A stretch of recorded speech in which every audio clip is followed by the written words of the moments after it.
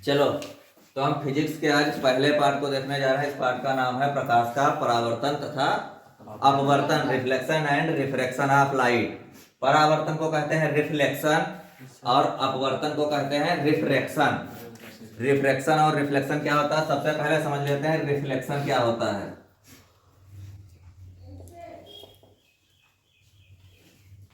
Reflection शब्द होना है रिफ्लेक्ट होने से। रिफ्लेक्ट होना सभी लोग जानते हो क्या होता है। जब किसी चीज की लाइट की चमक हमारी आंखों पे गिरती है तो हम कहते हैं लाइट रिफ्लेक्ट हो रही है।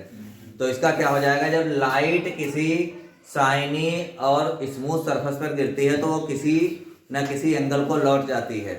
ये जो इंसिडेंट है इसको हम कहते हैं रिफ्लेक्शन ऑफ लाइट। देखो यहाँ पे मान लीजिए हमने यहाँ पर कोई चेहरा देखने वाला शीशा मिरर रख रखा है। ये हमारा शीशा या मिरर रखा है और इस पे इधर से लाइट की रेज गिर रही है। एक रे या किरण हमने बना दी, ठीक। तो ये किरण अगर इधर से गिर रही तो ये गिरने के बाद इधर को वापस लौट जाएगी। इस घटना को हम क्या कहेंगे, प्रकाश का परावर्तन या रिफ्लेक्शन ऑफ लाइट। जो किरण गिरती है इसको कहते हैं परावर्तित किरण। क्या कहते हैं, परावर्तित किरण।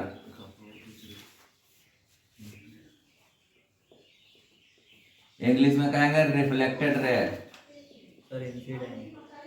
Sorry incident ray. इसको हम कहेंगे इंसिडेंट रे। ये पूरा गलत हो गया है। आपतित किरण, आपतित किरण कहेंगे इसको।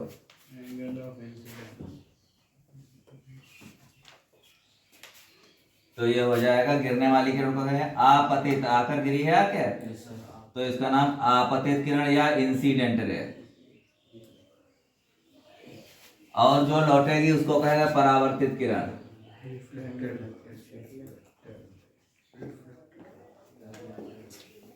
या रिफ्लेक्टेड रे।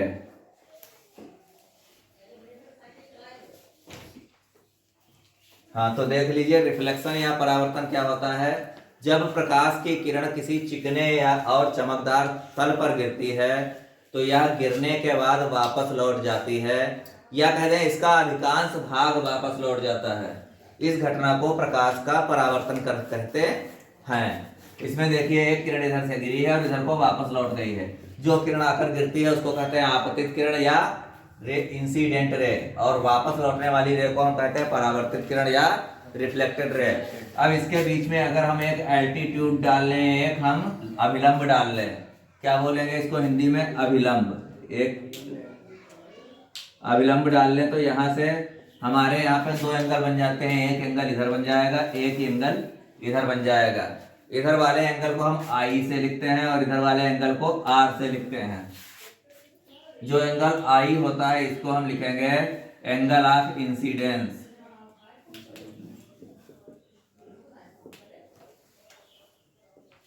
हिंदी में इसका नाम लिखेंगे आपतन कोण।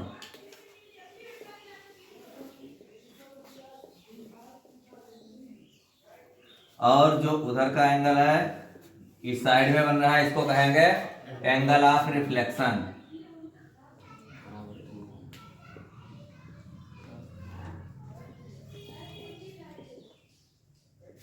या परावर्तन कोण हिंदी में कहेंगे।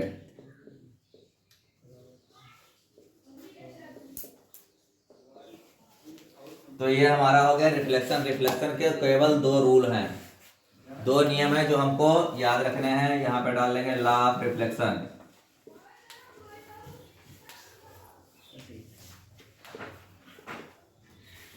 हिंदी में लिखेंगे परावर्तन के नियम।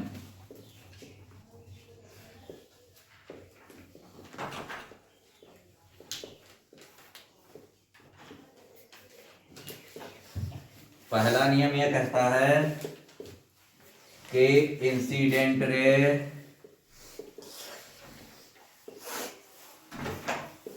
Reflected ray and altitude between them lies on same surface।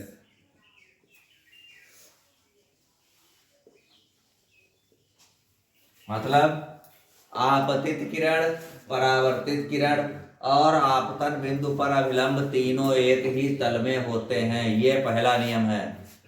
दूसरा नियम ये कहता है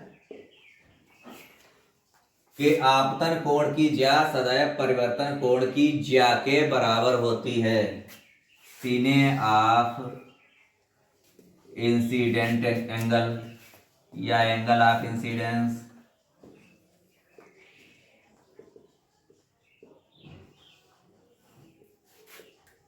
always equal to the sine of angle of reflection।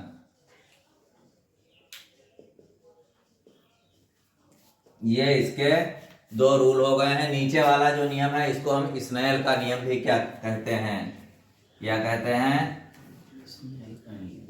Rule of law of Snell, law of Snell. इसके बाद हम लोग देखते हैं प्रकाश के परावर्तन का यूज कहाँ होता है। इसका यूज हम हमेशा करते हैं मिरर में, दर्पण में, क्योंकि मिरर या शीशे पर जब कोई भी किरण गिरती है प्रकाश की तो पूरा पूरा लाइट वापस लौटती है। इसी तरह से हमको चेहरा दिखाई देता है। तो सीधे सीधे आते हैं दर्पण पे। दर्पण कितने प्रकार का होता है? दर्पण या मिरर,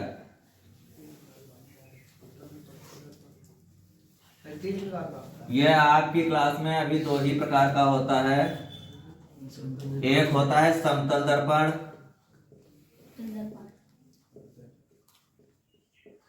इंग्लिश में इसको बोलेंगे प्लेन मिरर।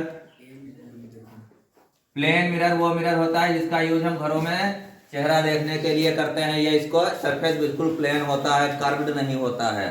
दूसरा आ जाता है स्फेरिकल मिरर।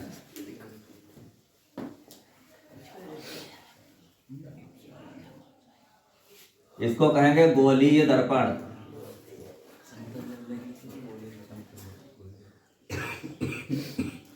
देखिए प्लेन मिरर का सरफेस बिल्कुल प्लेन होगा, जैसे हमारा बोर्ड प्लेन है, तो इसका यूज हम करेंगे चेहरा देखने में। इसकी एक चीज ध्यान रखना है, इसकी फोकल लेंथ इन्फिनिट होती है।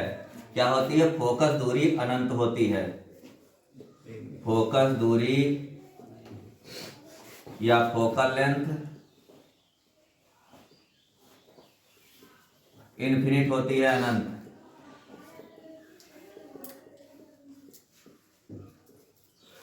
पहली चीज ये ध्यान रखनी है। दूसरी चीज की ये ध्यान रखनी है डिस्टेंस ऑफ इमेज,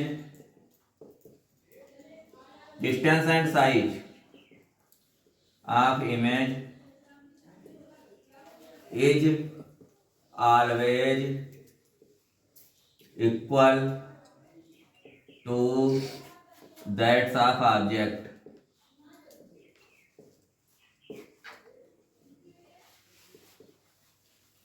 अर्थात जो प्रतिबिंब बनता है, प्रतिबिंब की दूरी और आकार, प्रतिबिंब की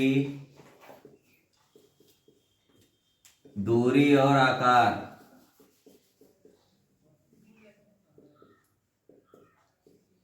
हमेशा वस्तु के बराबर होता है।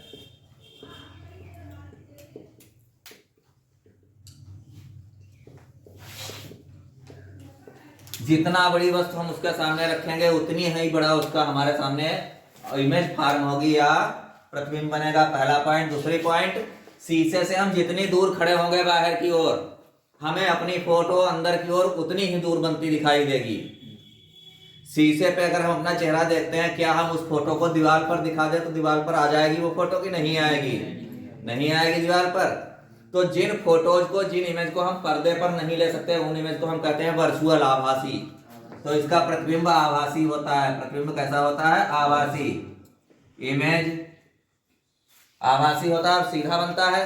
दूसरी चीज सीधा तो बनता है। इमेज इरेक्टेड एंड वर्चुअल, ये इसकी खासियतें हैं प्लेन मिरर की। प्लेन मिरर की बाई चांस पूछ दी जाती है, जनरली नहीं आती है, लेकिन आप लोगों को पता होनी चाहिए। कैसा हो जाता है? इमेज को क्या कहेंगे? प्रतिबिंब। प्रतिबिंब सीधा वह आभासी होता है। इतनी क्वालिटी आपको प्लेन मिरर की ध्यान रखनी है, क्योंकि प्लेन मिरर का यूज आप लोग डेली लाइफ में हर समय करते हैं, तो उसके बारे में भी पता होना चाहिए। और एक चीज ध्यान रखना, जो फोटो बनती है वो सीधी तो है लेकिन बेड़ी बेड़ी उल्टी है। मतलब अगर हम अपना हाथ ऐसे रखेंगे मिरर के सामने तो हमको अपना अंगूठा ऐसे दिखाई पड़ेगा दूसरी साइड में। यहां पर अगर हमने ऐसे हाथ दिखाया तो हमारा देखो उल्टा हिस्सा बाहर की ओर है, सीधा वाला हिस्सा हथेली का शीशे की तरफ है, लेकिन शीशे में हमको सीधा वाला हिस्सा दिखाई पड़ेगा सामने हमारे।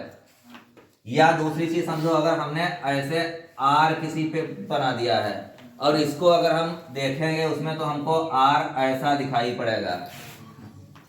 इस तरीके की इन्वर्टेड होती है, नीचे से ऊपर कोई इन्वर्टेड नहीं होती है। ये हमारे प्लेन मिरर की सारी क्वालिटीज हो गई जो जनरली हमको पता होनी चाहिए। ये चीज समझ में आ गई है। अब दूसरा नाम हमने बताया स्फेरिकल मिरर। स्फेरिकल मिरर या गोलीय दर्पण, इसके शब्द से ही क्लियर हो जाता है। स्फीयर माने गोला, गोले से जो मिरर बनाया जाए वो गोलीय मिरर। अब एक चीज छोटी सी और ध्यान रखिए आप लोग, मिरर बनता कैसे है। किसी भी लेंस को, अर्थात ऐसा कांच जिसके हम आर पार देख सकते हैं, ट्रांसपेरेंट लेंस हो, उसके पीछे पेंट कर दिया जाता है तो वो मिरर बन जाता है। इसके पीछे पेंट जनरली लेड ऑक्साइड पीवीओ का करते हैं, ठीक, इसका पेंट करते हैं इसके पीछे। अब क्या करते हैं, इससे स्फेरिकल मिरर कैसे बनेगा। मान लीजिए हमारे पास कांच की कोई खोखली गेंद है तो वो स्फीयर का काम करेगा। अब उसको हमने ऐसे बीच से काट लिया तो हमको दो टुकड़े मिल गए। अब एक टुकड़ा हमको ये ऐसे मिल गया, इस टुकड़े के हम गड्ढे की ओर पेंट कर दें। अगर हमने इस टुकड़े के गड्ढे वाले हिस्से पे पेंट कर दिया तो उभरे वाले हिस्से पर चेहरा दिखाई पड़ेगा, या जो भी ऑब्जेक्ट रखेंगे उसकी फोटो इमेज उभरे वाले हिस्सा ही तो बनाएगा। तो ये उठा हुआ हिस्सा जब फोटो बना रहा है तो इसको कहेंगे उत्तल। उत माने उठा हुआ, उत्तल दर्पण, जो चेहरा दिखाया है वो दर्पण। इंग्लिश में बोल देंगे कॉन्वेक्स मिरर।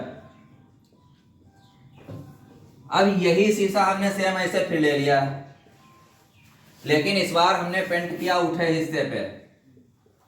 जब उठे हिस्से पर पेंट किया तो चेहरा या जो भी इमेज बनेगी वो गड्ढे में बनेगी, गड्ढे की तरफ से दिखाई पड़ेगी फोटो उसकी जो हम ऑब्जेक्ट रखेंगे।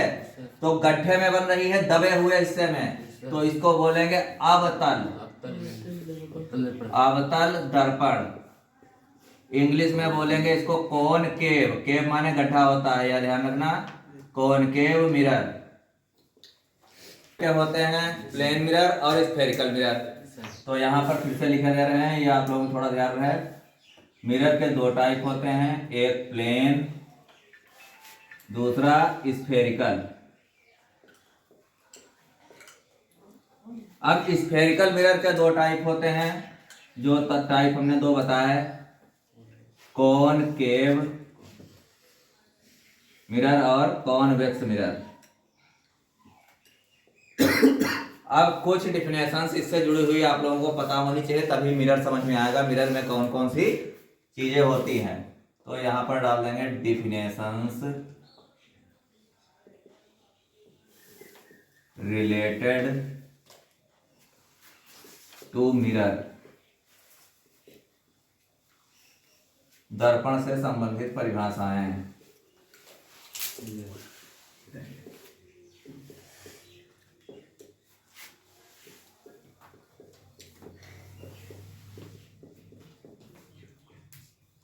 किसी मिरर में कौन कौन सी चीजें होती है दर्पण में, वो सारी आप लोगों को पता होनी चाहिए। मान लीजिए यहां पर हम एक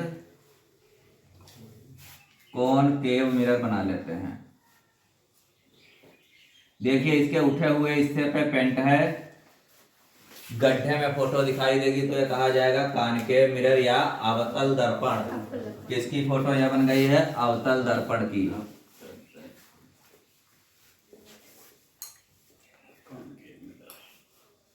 इसमें देखिए इसके दो सिरे आपको दिखाई दे रहे हैं, इन सिरों को बोलो मत, इन सिरों को हम कहेंगे यम1 यम2। पहली चीज हो गई यम1 यम2। तो M1 M2 को हम कहते हैं द्वारक, हिंदी में इंग्लिश में कहते हैं फेस। इसका नाम लिख देंगे M1 M2 दर्पण का फेस या द्वारक होता है। Face is called the face of mirror. इसके बाद इसके बीचों बीच में एक पॉइंट ले लेते हैं हमें P। बीचों बीच में एक पॉइंट P ले लेते हैं। P को कहा जाएगा ध्रुव या पोल। दूसरी चीज हो गई ध्रुव, इंग्लिश में बोलेंगे पोल। ये आपका हो जाएगा जो P पॉइंट दिया हुआ है। या लिख दें दर्पण का मध्य बिंदु, केंद्र, सेंटर ऑफ मिरर। इसके बाद यहां पर देख लें, एक हम अगर यहां से एक सीधी लाइन डाल दें पोल से होती हुई इन्फिनिट तक, ये लाइन हमने डाल ली है।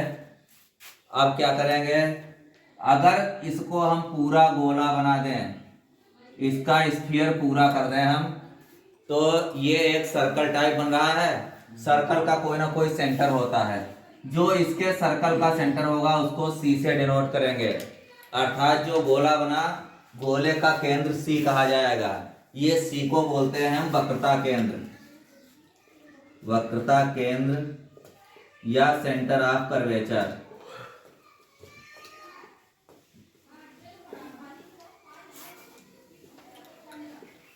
इसमें लिखेंगे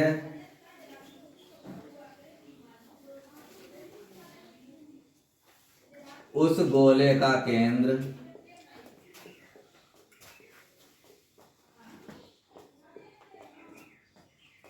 जिससे गोलीय दर्पण काटा गया है,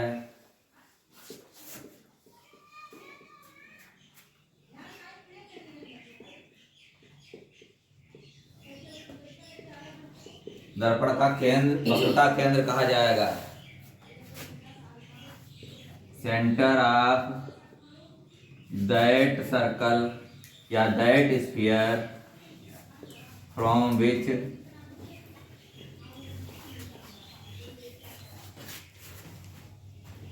मिरर फॉर्म, जिससे मिरर बनाया गया है, सेंटर ऑफ कर्वेचर कहा जाएगा। It is denoted by C। इसे C से लिखते हैं।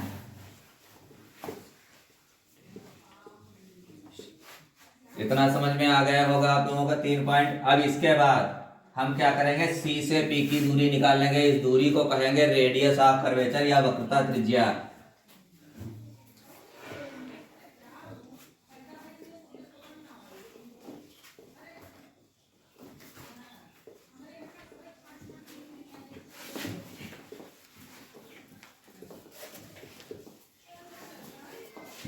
इसे हम डिनोट करते हैं R से। कैसे लिखते हैं, R से।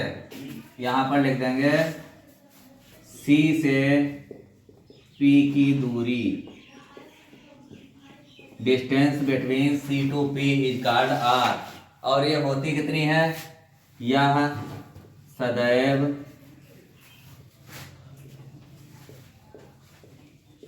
फोकस दूरी की दूनी होती है।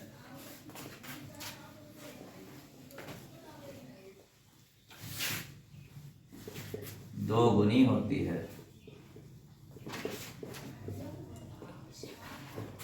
R equal to 2F। इतनी चीजें आप लोगों की समझ में आ गई। अब इसके बाद आता है फोकस, मुख्य फोकस।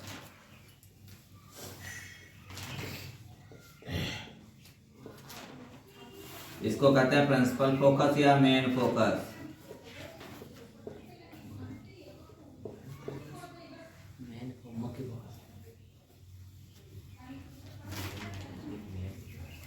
देखो मुख्य फोकस क्या होता है, अगर कोई रेज इस पर किरणें गिर रही हैं, एक किरण ये लाइट की हमने गिरा दी दर्पण पे, तो गोलीय दर्पण है तो इस पर रिफ्लेक्ट होने के बाद किरण नीचे को भागेगी, सीधी नहीं लौटेगी। अगर प्लेन मिरर होता तो सीधी लौट जाती। तो यहां से मान लीजिए कट कर रही है, दूसरी किरण डाली वो भी यहीं से कट कर रही है, तीसरी किरण नीचे से डाली वो भी यहीं से कट कर रही है, चौथी किरण नीचे से डाली वो भी यहीं से कट कर रही है। तो जहां से सभी किरणें परावर्तन के पश्चात जिस बिंदु से होकर गुजरती हैं वो उसका प्रिंसिपल फोकस या मेन फोकस कहा जाता है। लिखेंगे दर्पण पर गिरने वाली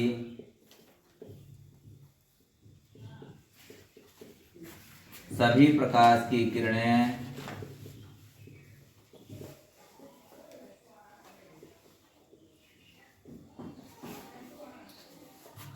परावर्तन के पश्चात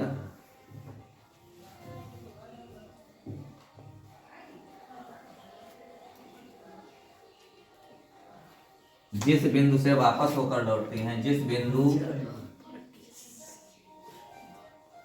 से गुजरती हैं उसे मुख्य फोकस, इसे कैपिटल एफ से लिखते हैं, बड़ा एफ बनाना है, एफ कहा जाता है, कहलाता है। यहां पे लिखेंगे all incident ray intersect at which point after reflection from the mirror is called main focus और प्रिंसिपल फोकस। ये हो जाएगा आपका मेन फोकस। अब इसके बाद आती है फोकस दूरी या फोकल लेंथ।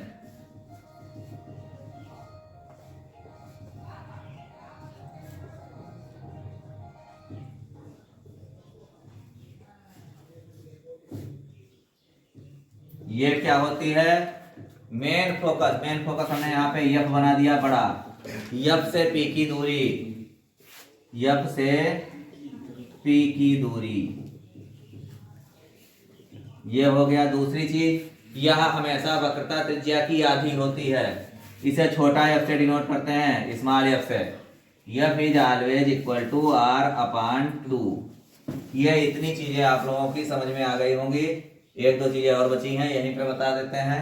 इसके बाद आता है प्रिंसिपल एक्सिस, मुख्य अक्ष।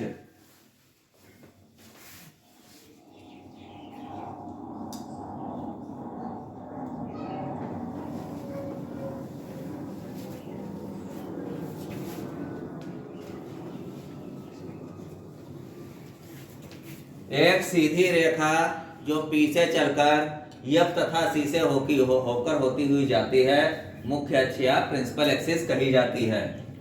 यहां पर लिखेंगे सी तथा एफ से होकर जाने वाली सीधी रेखा,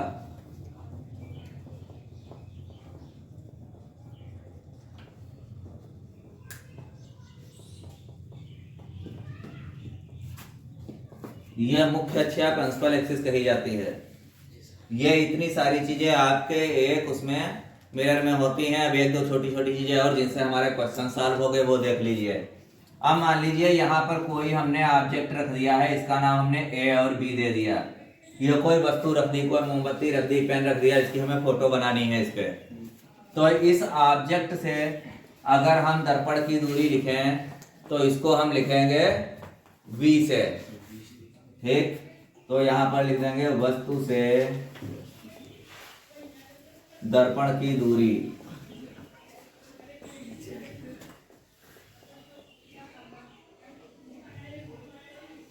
इसे V से नहीं, सॉरी, इसे लिखेंगे U से, इसे स्मॉल u से लिखेंगे, छोटा u से। और वस्तु से प्रतिबिंब की दूरी, जहां पर फोटो बन रही, मान लीजिए प्रतिबिंब यहां पे बन रहा है, तो ये दूरी कही जाएगी V। वस्तु से प्रतिबिंब की दूरी, सर मिरर से होगा, क्या है सर मिरर से इमेज की डिस्टेंस। हाँ, वस्तु से, सॉरी, दर्पण की दूरी, प्रतिबिंब से दर्पण की दूरी या दर्पण से प्रतिबिंब की दूरी, दर्पण से प्रतिबिंब की दूरी, इसे लिखेंगे स्मॉल v से। ये आपके जो क्वेश्चन सॉल्व होंगे उसमें तीन चीजें काम आएंगी, एक u काम आएगा, एक v काम आएगा और ये एक स्मॉल f काम आएगा। इसे फोकल लेंथ या फोकस दूरी कहते हैं। तो इतनी चीजें ये आप लोग देख के समझ लेना और इसके नोट जरूर कर लेना कॉपी पे, ठीक। और एक चीज लिखाते हैं, आप लोगों को बताया है प्रतिबिंब बनने के नियम। किसी चीज का इमेज कैसे फॉर्म होती है किसी ऑब्जेक्ट की,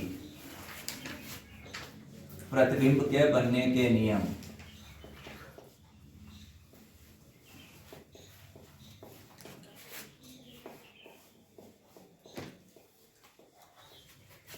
रूल्स ऑफ इमेज फॉर्मेशन।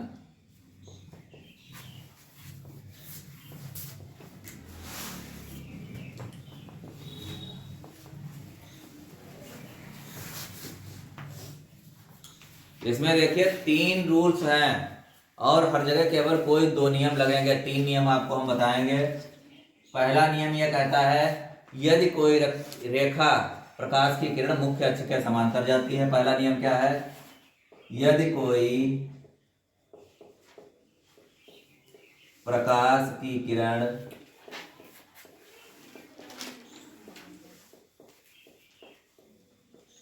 मुख्य अक्ष के समांतर चलकर, मुख्य अक्ष मतलब प्रिंसिपल एक्सिस, समांतर मीन्स पैरेलल, समांतर चलकर दर्पण पर गिरती है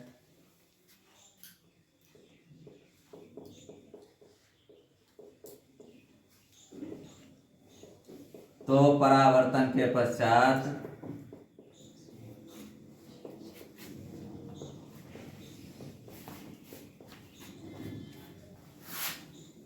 मुख्य फोकस से होकर गुजरती है। अब यहां पर ध्यान रखना, गुजरती किसमें है? अवतल दर्पण में।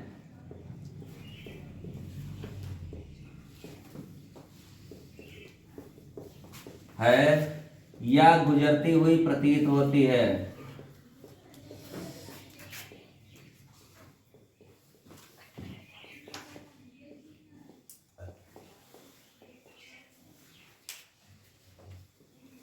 यहां पे हो जाएगा उत्तल दर्पण में। उत्तल दर्पण में गुजरती हुई प्रतीत होगी। कैसे प्रतीत होगी? इसका यहां पर डायग्राम बना लेते हैं, आप लोग ध्यान से देख लीजिए। मान लीजिए हमारे पास ये कॉनकेव मिरर है, इस पे ये हमने लाइन ड्रॉ करी है। हमने बताया अगर कोई लाइट की रे, यहाँ पे एफ कर लेते हैं, यहाँ पे सी कर लेते हैं। एफ प्रिंसिपल फोकस हो गया, सी तुम्हारा सेंटर ऑफ कर्वेचर हो गया। अब एक प्रकाश की किरण कतई सीधी जा रही, पैरेलल जा रही है प्रिंसिपल एक्सिस के। ये प्रिंसिपल एक्सिस है, ये इसके सीधी जा रही है, तो ये वापस कहां से लौटेगी? एफ से होती हुई वापस लौट जाएगी। किसमें? कौन सा दर्पण है ये? कॉनकेव मिरर है, मतलब अवतल दर्पण है। अब यहीं पर अगर उत्तल दर्पण होता, ये इसका प्रिंसिपल एक्सिस हो गया, इसका गोला इधर बनेगा। अगर इसको हम पूरा करेंगे तो गोला इधर बनेगा, तो इसका सेंटर भी इधर होगा। जब सेंटर इधर होगा तो प्रिंसिपल फोकस भी इधर होगा। इसमें फोकस और सेंटर ऑफ कर्वेचर दूसरी साइड में होता है, दर्पण के अंदर की ओर। अब यहाँ पर देखिए कोई, अब वस्तु तो दर्पण के अंदर घुसेड़ के रखोगे नहीं, वो तो बाहर ही रखोगे सामने जिधर दिखाई पड़ती है। तो यहाँ पर हमने वस्तु रख दी, यहाँ से ये रे सीधी जाएगी। अब कोई भी प्रकाश की किरण शीशे को पार करके अंदर नहीं घुस सकती, तो हमने लिख दिया गुजरती हुई प्रतीत होती है, गुजरती नहीं है। तो ऐसा लगेगा कि ये गुजरती है। ये वर्चुअल रे है, वास्तव में ये रे नहीं होती। वास्तव में रे कहाँ जाएगी? जब ये बाहर की ओर झुका हुआ तो ये बाहर को लौटेगी, वास्तविकता में इधर जाएगी, लेकिन हमें गुजरती हुई कहाँ से लगेगी? ये मेन फोकस से। तो ये पहला पॉइंट क्लियर हो गया आपका। अब दूसरा पॉइंट इसका देख लें। दूसरा पॉइंट ये कहता है अगर कोई प्रकाश की किरण एफ से होती हुई दर्पण पर गिरे, यदि कोई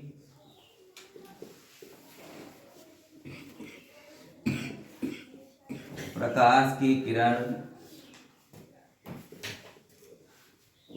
एफ मतलब प्रिंसिपल फोकस, मुख्य फोकस से होती हुई दर्पण पर गिरती है, मुख्य फोकस से होती हुई किसमें जाएगा? ये भी वही लिखना है, अवतल दर्पण में जाएगी मुख्य फोकस से होती हुई। अब उत्तल का फोकस अंदर होगा अवतल दर्पण में, या गिरती हुई प्रतीत होती है।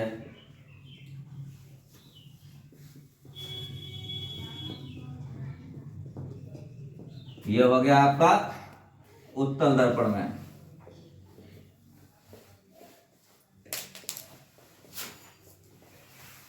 तो दर्पण द्वारा परावर्तन के पश्चात मुख्य अक्ष के समांतर होकर लौटती है।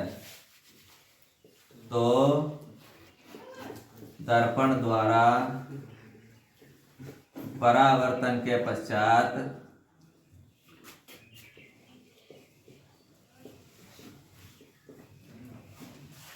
मुख्य अक्ष के समांतर हो जाती है।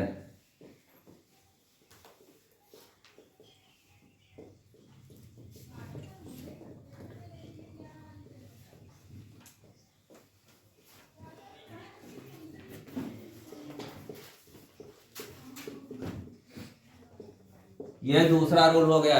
इसको समझ लेते हैं। मान लीजिए कोई प्रकाश की किरण ऐसे यप से होती हुई गिरी दर्पण पे, यह गिरी मिरर पे, तो इस पर गिरने के बाद ये प्रिंसिपल एक्सिस के पैरेलल जाएगी। ये प्रिंसिपल एक्सिस है, इसके पैरेलल लौटेगी। ये दूसरा रूल हो गया।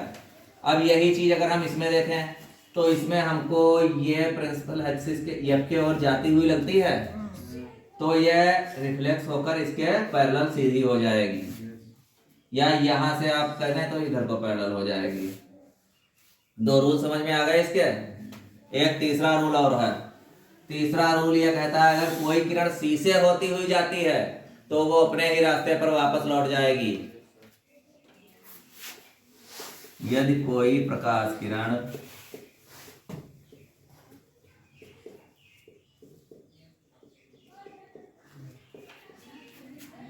सी क्या होता है? वक्रता केंद्र। सी से होती हुई दर्पण पर गिरती है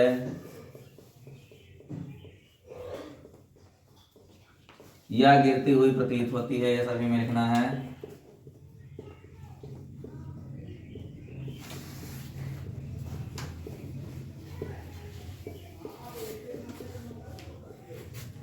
तो वह अपने पथ पर परावर्तित हो जाती है।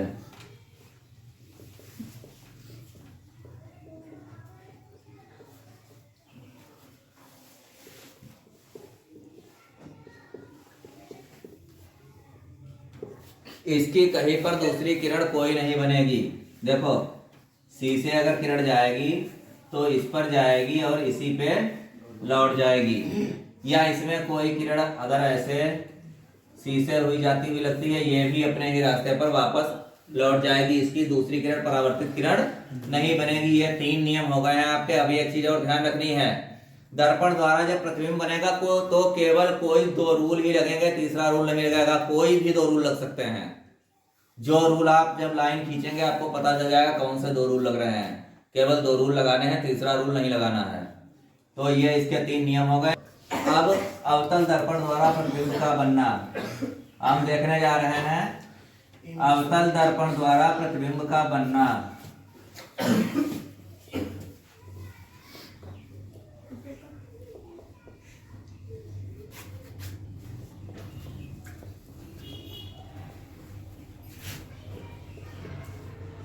इमेज फॉर्मेशन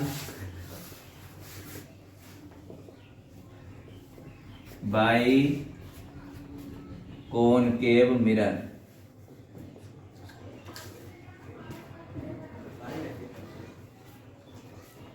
यहां पर यह ध्यान रखना कि 6 पोजीशन हमको ऐसी मिलती है कॉनकेव मिरर में, जिसके आगे हम कोई ऑब्जेक्ट या वस्तु को रख सकते हैं, जबकि उत्तल दर्पण में या कॉन्वेक्स मिरर में केवल 2 पोजीशन होती हैं।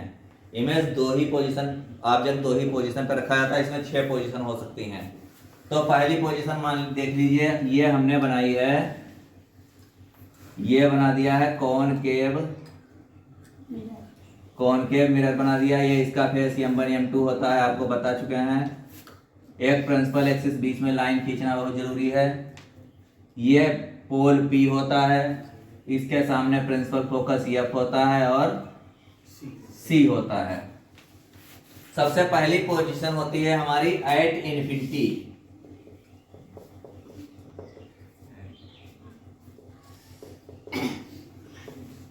हिंदी में लिखेंगे जब वस्तु अनंत पर है।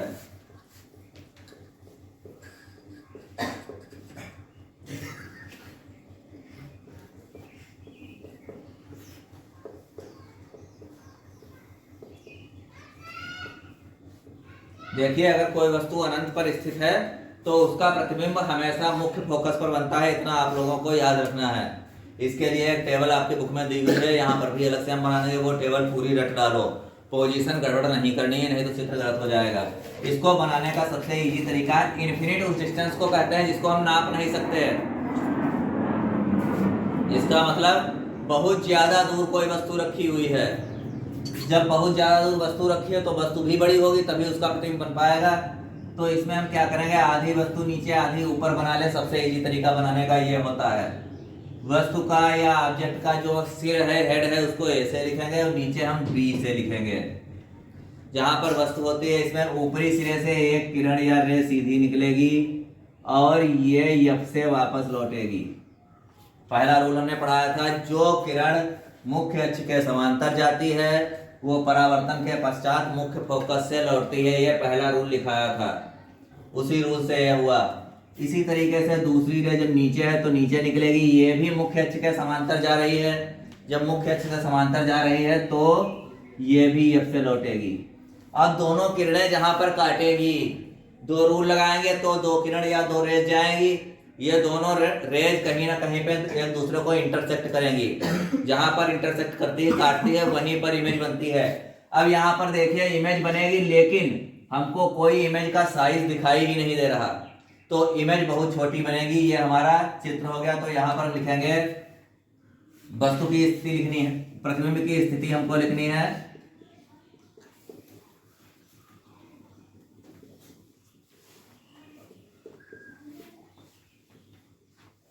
प्रतिबिंब की स्थिति क्या होगी, मुख्य फोकस पर।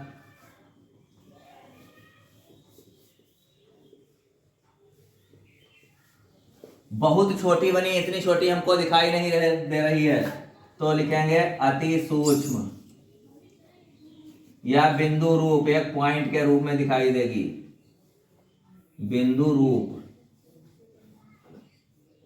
और इससे केवल एक फिगर छोड़कर, इसमें कौन सा फिगर, जब वस्तु एफ और पी के बीच में आएगी। बाकी सारी जब हम बनाएंगे तो उल्टी और आभासी बनेगी। कैसे बनेंगे, सॉरी, उल्टी तथा वास्तविक बनेगी, उल्टी तथा वास्तविक। इसकी पोजीशन लिख देंगे at main focus, highly diminished,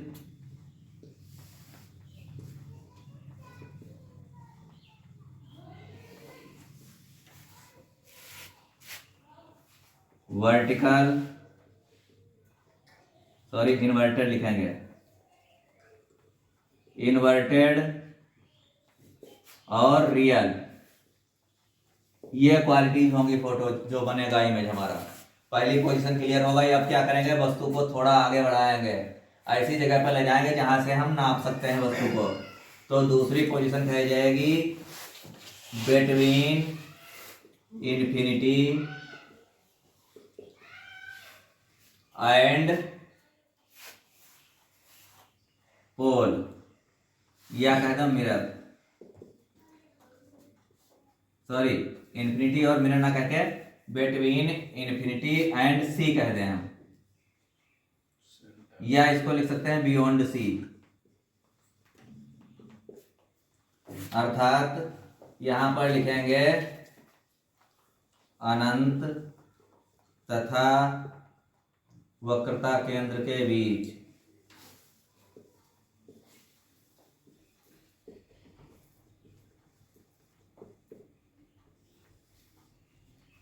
यहां पर एक चीज ध्यान रखना, जितनी वस्तु आगे बढ़ेगी उतना उसका प्रतिबिंब इधर बढ़ेगा और साइज उतना बड़ा होता चला जाएगा। देखिए दूसरी पोजीशन की हम फोटो बना रहे हैं। यहाँ पे ये प्रिंसिपल फोकस हो गया, ये हमने एफ ले लिया, ये सी ले लिया। अब वस्तु चूंकि अनंत से आगे आ चुकी है तो हमको वस्तु ऊपर ही बनानी है पूरी। ए वस्तु के सिरे का नाम, बी इसके नीचे वाले हिस्से का नाम। अब देखिए पहली किरण यहाँ से सीधी जो जाएगी वो मुख्य अक्ष के समांतर जा रही, पैरेलल जा रही है प्रिंसिपल एक्सिस के।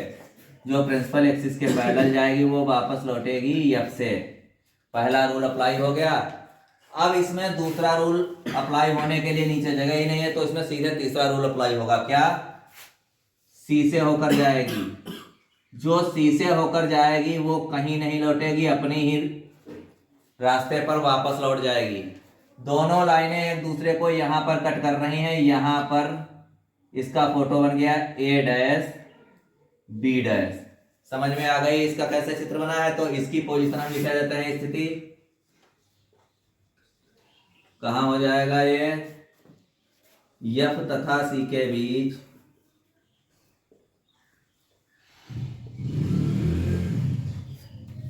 वस्तु से छोटा, पहले बहुत ज्यादा छोटा था, वस्तु से छोटा है,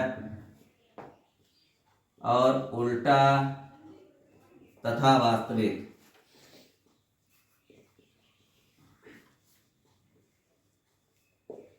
क्या लिखेंगे इसको अंग्रेजी में?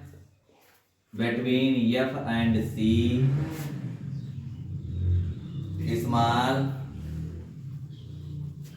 इन्वर्टेड और रियल। ये दूसरे की पोजीशन हो गई। ये